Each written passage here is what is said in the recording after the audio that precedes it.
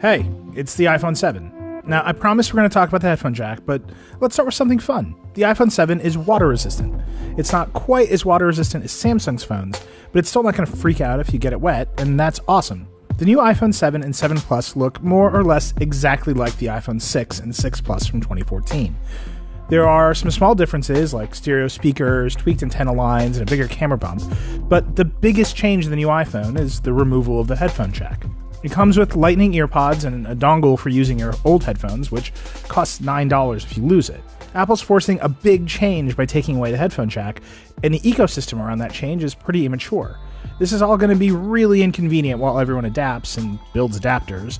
Apple's also pushing wireless audio really hard, and I got to try out a pre-production set of AirPods, the new wireless earbuds. I can't review them since they're prototypes, but they worked pretty well, even though every single person I showed them to thought the case looked like dental floss. Apple says it needed to take out the headphone jack so it could add all kinds of other new features to the iPhone 7, like better cameras, the Taptic Engine haptic feedback system, water resistance, and maybe most importantly, a bigger battery. So the real question is whether all that stuff is worth it, and whether it's worth upgrading the iPhone 7 while the world around us is still adjusting to the biggest I/O change in years. The iPhone 7 is one of the most beautiful, refined designs Apple's ever made, particularly the two black ones where the antenna lines blend right into the sides of the body. But let's be honest, the second you stick this thing into a case, it looks just like the iPhone 6. The Galaxy Note 7 might have problems with exploding, but from a visual design perspective, Samsung's definitely pulled ahead this generation. Inside the case, these are completely new phones though, with a bunch of interesting ideas. Take the home button, for instance. It doesn't move anymore. Instead, it's totally solid. The Taptic Engine makes it feel like a click when you push down on it. If the phone is off, it doesn't move at all. You can set it to 3 different levels of feedback, but none of them feel like a real button. I'm okay with this, but other people who've tried my phone really don't like it. You're going to have to try it yourself to understand it.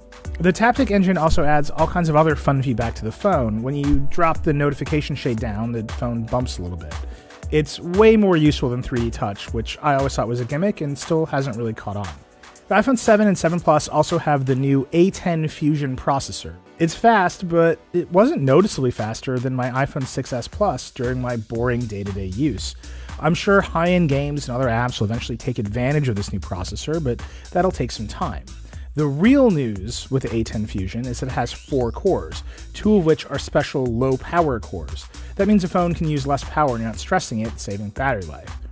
In about a week of use, I got 8 to 10 hours a day of battery life with the iPhone 7 and about 10 to 12 hours of battery life with the 7 Plus. That's pretty much what Apple claims, but depending on how much you use your phone during the day, it could be just the same as the 6S. The other big news of the iPhone 7 is the improved camera. It's an improvement over the 6S, but it is not a huge leap, and it's about the same as the Galaxy S7. The front camera on both new iPhones has been upgraded to a 7-megapixel sensor, while the rear camera on the regular iPhone 7 has a faster f1.8 lens and optical image stabilization, both of which improve low-light performance. And the 7 Plus has a radical dual camera system on the back with 2 12-megapixel shooters, a wide-angle lens and a telephoto lens.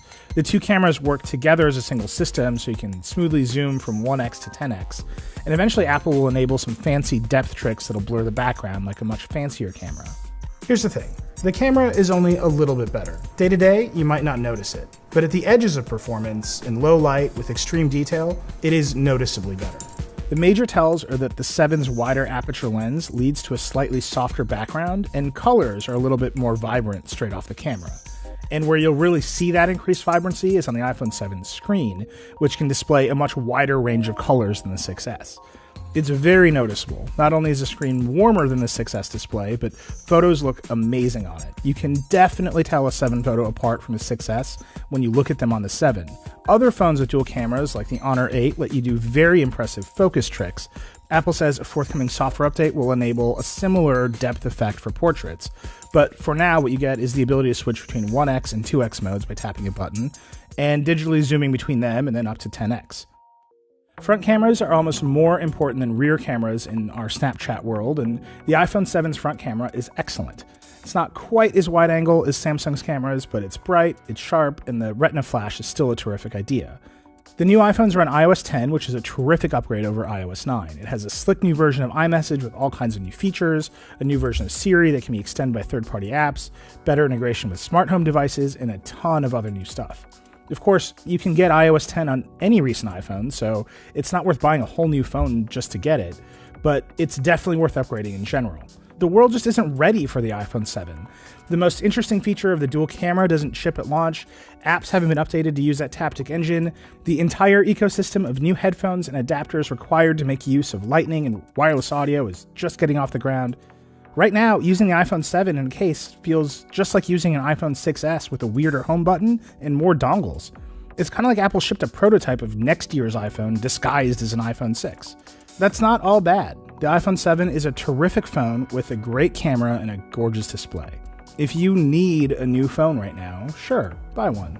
The iPhone 7 starts at $649 for 32 gigs of storage and goes all the way up to $969 for a 7 Plus with 256 gigabytes of storage. But unless you're excited to live that early adopter life, you won't be missing out on much if you wait another year. Look it up. Perfect. So you want us pointing at the camera. Hey! So much fun shooting. So good. One more, the brightness needs to come down. Yay!